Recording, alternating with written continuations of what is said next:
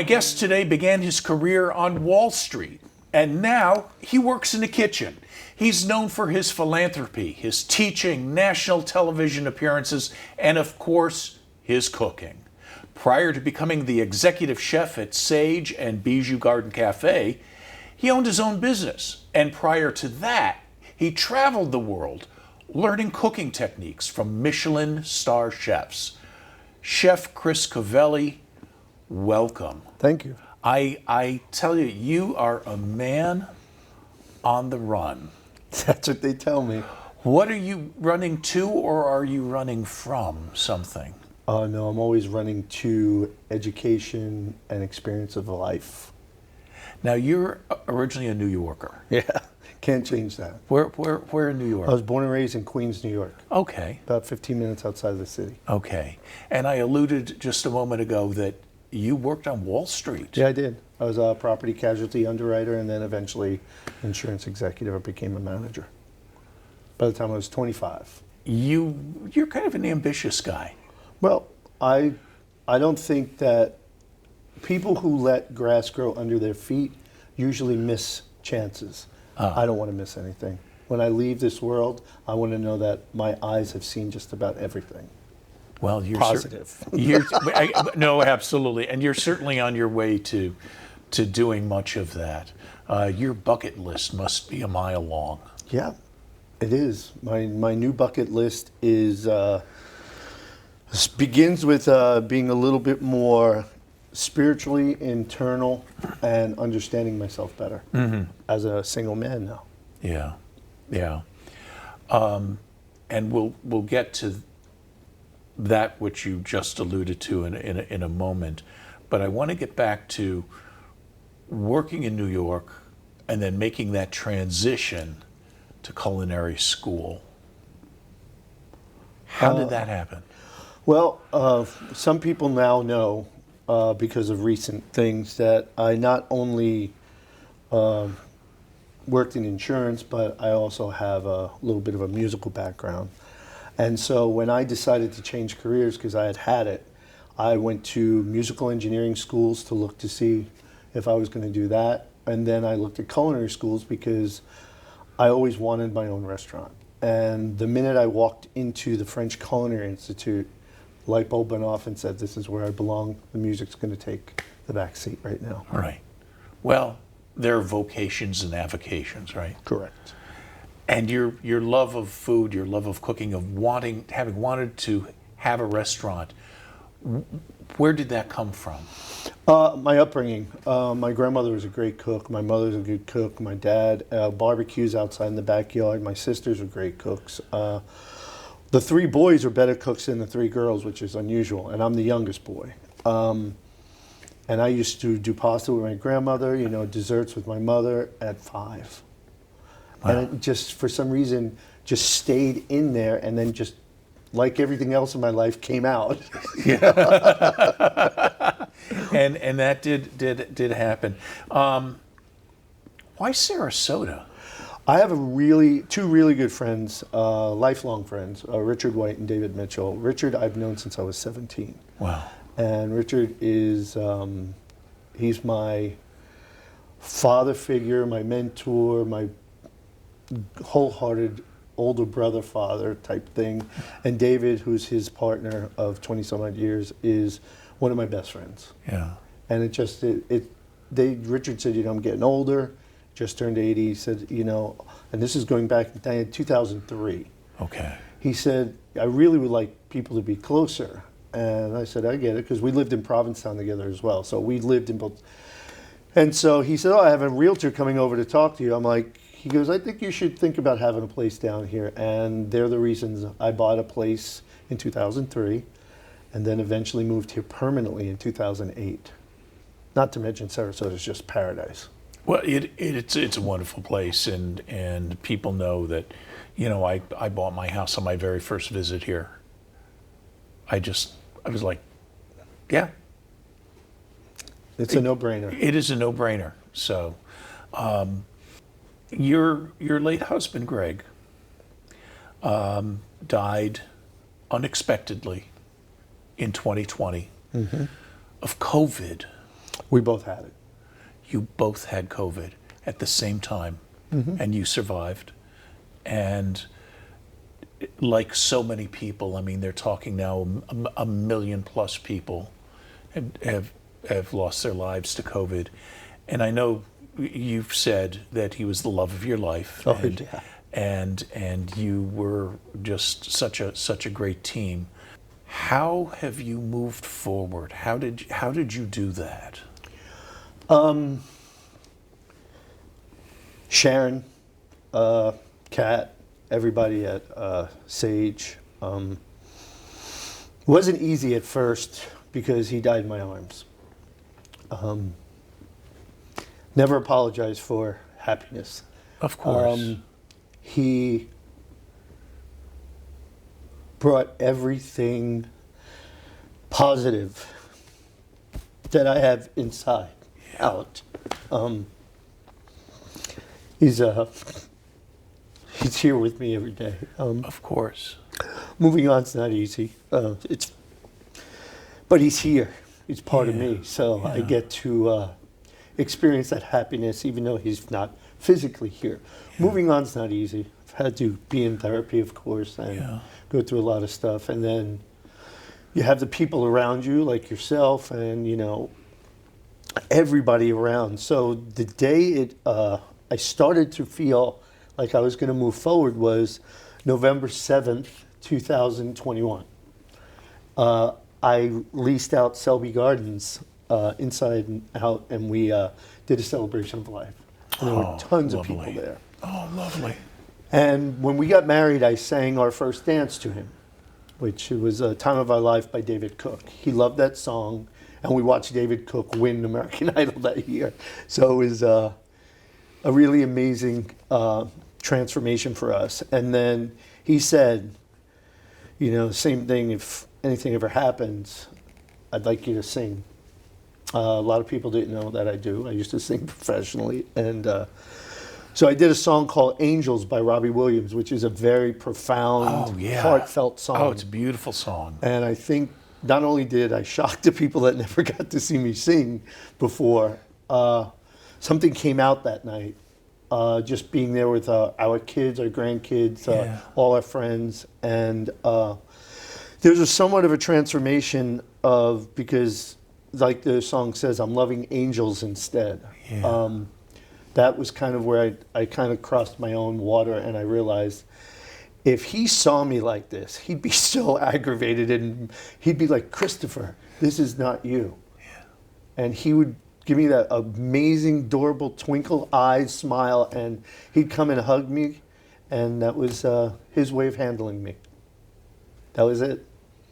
And it was last November that page turned. Yeah, I was so mentally exhausted after that night, and my staff and friends wanted to come to my house that night. Yes. So everybody was there, and my daughter, stepdaughter, and son-in-law and grandkids were there, and I went out on the lanai while there was about 50 people in my house having an after party, and I fell asleep on the lounge, and I didn't wake up until the next morning. Yeah, it took everything out of you. But it was that, we talk about climbing one second mountain or hitting that point where things shift in one's life, and you've certainly had that along the way in your life, many mountains, many shifts, and certainly Greg's passing was a major shift. And how are you different today than 2 years ago or 3 years ago? Aside from not having Reagan, of course, the grieving, but also the love that you still carry. How are you different? I'm different. I'm finding I'm not. I was a chance taker before. God help us now, because I do believe that I have a lot to offer. Not only our community, but somebody, if it happens again, somebody that I can feel something for, and give energy to the kids, our kids and grandkids. But I'm looking at things more positive now. I can't let his passing drag me or our memories together down. Yeah. So what makes me a little bit more, so I no longer hold back. If I really like somebody as a friend or otherwise, I let them know, you're amazing. And I have a very good friend that I've spent some time with. He lives out in Santa Fe. His name's David. And he's been a godsend because he was a good friend of mine and Greg's as well. Mm-hmm. We were in Italy together. They come to our house for Christmas or whatever. And he's just been a great friend. And people like that. So I tell him all the time what a wonderful individual he is. And I tell my friends Richard and David the other night how much I love them. And don't let those things go by. And when you look in your husband's eyes for the last time and he says, I'm tired, I love you. And his head tilted back, and that was it. He still said he loved me. Yeah. So how you need to give people that energy. You can't hold back anymore. Yeah. People who hold back usually lose chances of a lifetime. Yeah. And I have a lot more chances out there. You do. You do. I You have built such an amazing life, and you share it with others. You're known for your philanthropy, and not only financial philanthropy, but of giving of yourself to organizations, your energy, your time, your intellect, your talents. What are your real passions? Cooking is definitely right there. Of course. I mean, I can cook. I was just out in Santa Fe, and my friend David said, "Oh, let's go out." I'm like, "No, let's cook." So we'd go to the supermarket, and I made fresh batch of parsley pasta. Parsley was in the pasta, and I sautéed some big shrimp and 2 huge lobster tails in there and mixed it with the pasta, and we just had a great time with that. So that's while I'm on vacation or a day off. So that's me. My big passion nowadays is defending the rights of the LGBTQ plus community. Yeah. It's a big deal for me. It was a big deal for my husband, Greg. Yeah. And he taught me a lot. But most importantly, as I said in a previous interview, growing up in New York City was a little bit easier, but you could still be outed and be in trouble. Yeah. And not only did I come out in the early 80s, but I came out during the AIDS period. So I had to go to places where you could see gay people and go into offices and talk. And so now those people did for what they did for me. It's my turn to give back as well. And it's heartfelt. It's not, there's nothing to gain out of this except making sure that the younger generation is protected. And we can see the way the current is recently. We're going to really need to step up and protect the younger LGBTQ plus. Something I've talked about on this show with other guests is gratitude and being grateful. What are you grateful for? Every breath I take. I recently put on social media, and I meant this, and this was yesterday probably or the night before. I feel like I can breathe again for the first time in almost 2 years. I take full deep breaths, and I know that I have a future again. And that just happened in the past 48 hours. That recently? Was it your recent trip to Santa Fe? Yep. And there's nothing except when you get the chance to sit down and talk to somebody and just be yourself and not have to turn on the entertainer or turn on, you come down, and then I literally was just staring into the mountains in New Mexico and tears rolling down my face, and I just said, he wants me to be happy. I felt his presence, and that's what he wants. It's what he's always wanted. He left St. Louis. We met in Provincetown at my restaurant. He left St. Louis. First, let me go back. He was visiting me in Sarasota for Thanksgiving, and that was back in 2007. And I said, so I'm going to come out and visit you for Christmas in St. Louis. He said, fine. He goes, so let me ask you a question. I said, sure. He goes, when are you going to ask me to move to Sarasota? I said, how about yesterday? Went to St. Louis. We celebrated his birthday. I helped him clean his attic out, the house, everything. Got a dumpster pulled in, cleaned out the whole house. Wow. So the transition we were doing together, and I was with him in St. Louis. So when he transitioned, moving into our life, driving to Sarasota, he knew that I was going to be there as well. And his house sold in 5 days. It was meant to happen. That's what we said. And then I was doing some shows somewhere. I think it was, I was doing a Whirlpool event for Jen Air and KitchenAid out in Las Vegas. And I was on stage. Martin Yan was on another stage. And Greg was talking to me, and we went out to a really nice dinner. And I had a $100 hamburger, as he recalls. $100 hamburger. I didn't even remember what was on that damn hamburger, except foie gras, truffles, and gold leaf. I knew that was 3 of the ingredients. Well, there's $70 right there. And he said to me, he goes, I know it now that you're the love of my life. He goes, and I think we should get married in August. I was like, okay. And I was in shock because, as you know, you're not allowed, growing up as a gay man, to be allowed to have these things. And I say this a lot. You're not allowed to think you're going to be able to be married. Mm-hmm. You're not allowed to think you're going to be able to have kids. You're not going to be allowed to think that you could possibly let people know who you really are. Mm-hmm. And you never, ever, I think I said married, right? Going to be allowed to have grandkids. Well, as a gay man, I got married, I got kids, I have grandkids, and I have the best friends and family in the world. So what's not to be grateful for? Yeah, we don't take advantage, or we don't take that for granted. No, I don't. Yeah, neither do I. If you love somebody and they can't say it back, it doesn't mean they don't like you. It just means they're in a different place than you are. Yeah, I totally get that. You know, it's funny, you can bang your head against a wall. Which I've done. And you do it for years.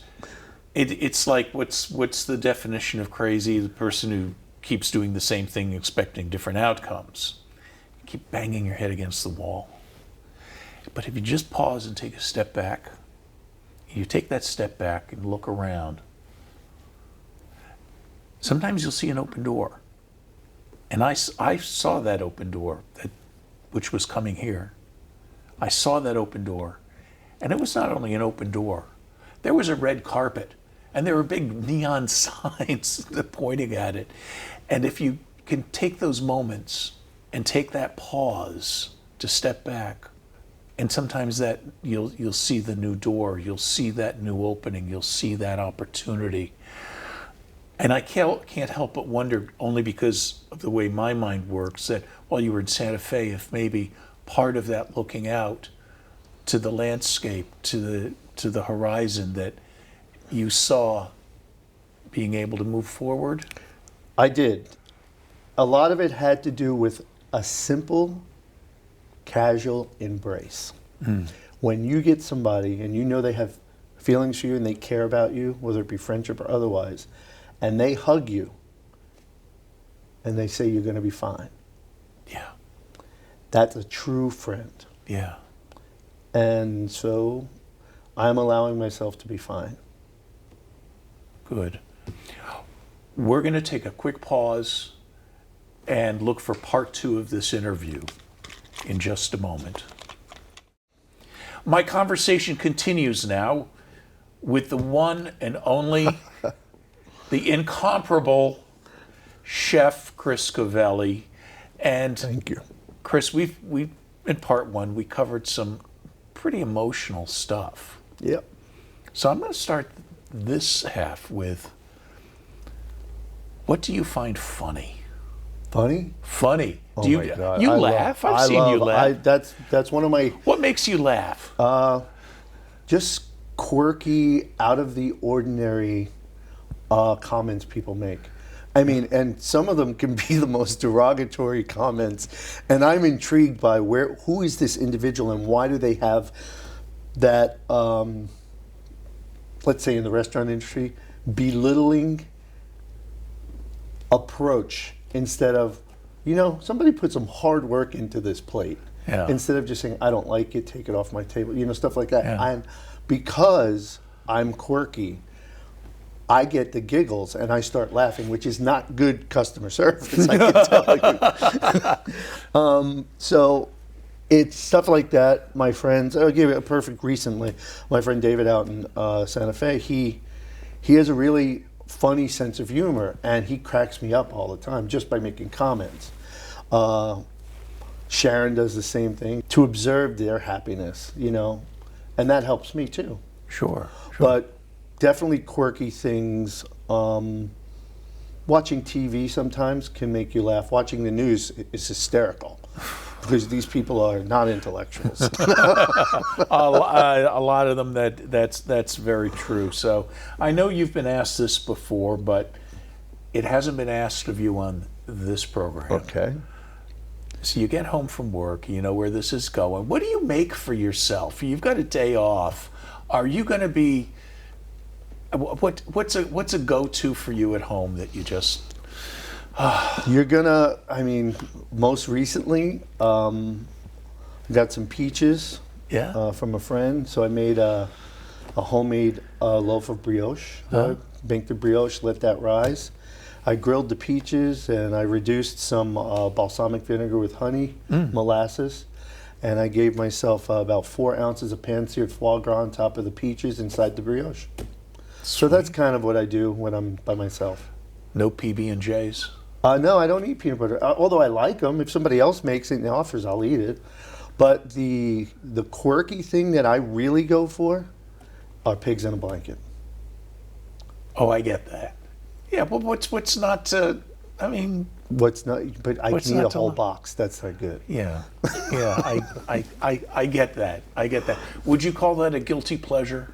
I would call that just pure pleasure. Because I make my own mustard, so there's my. Ooh. I get mustard seeds and I crush them down and I add stuff to it, and I'm not giving the recipe out. No. People do ask for them. I've never. I'm sure people do make their own mustard. I've just never met anyone. It's great. Who does? What's another thing that you make that you don't think anybody else makes, or that you make in such a different way?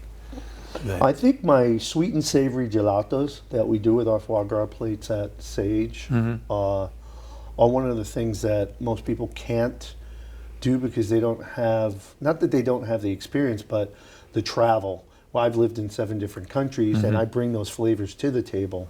I think I do that a lot better than a lot of people out there. Plus 22 years of teaching in Italy doesn't hurt. Yeah. And you speak Italian fluently. Yes, I do. Well, let's carry out the rest of the conversation in Italian. Okay. We'll do it in English. Okay. You don't want to hear my Italian. Okay, but I would listen. My Italian is limited to a couple of gestures, and we're not going to go there. Okay. So you mentioned you've traveled and worked in 7 different countries. Obviously, the food, and I've been fortunate enough to enjoy what you've prepared. It really carries the influence of Spain and Morocco.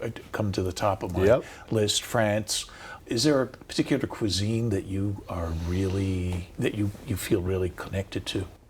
I've been called by other media outlets a triple threat: Spain, Italy, France, because I'm French trained, lived and worked both Spain, Italy, and France. So I embody that European culture, that Mediterranean culture. I consider myself a global inspired chef. Working in Morocco was fun because I brought back 20 pounds of spices when I came back. And so when I need spices, I now have a contact and I have them shipped over.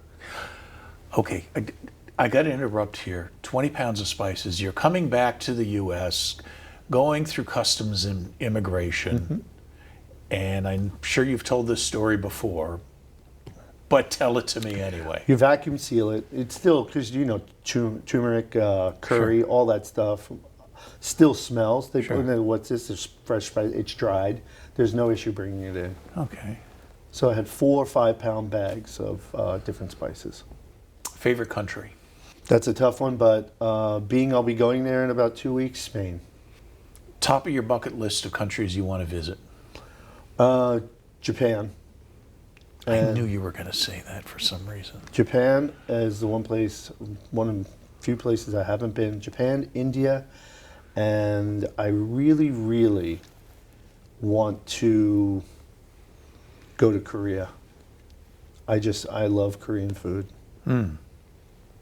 Any place you wouldn't go back to? No. Really? There's no place that hasn't taught me something, showed me something that has not made me, even where I've had a bad experience, I'd go back because it was just a momentary thing.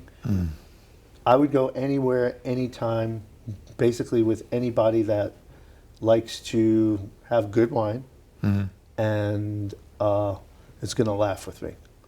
Yeah. No matter what it is. And it could be disturbing at times. I promise you, if there's a bottle of wine on the table and you are at the table, we're going to laugh. Let's do it. We will do. I'm looking forward to that, and I'll hold you to that.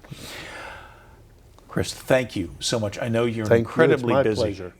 incredibly busy person, and thank you so much. And I want to thank you for being here and watching and sending in your emails to info@suncoastpeople.com. I'm Robert Tim, and thanks for watching.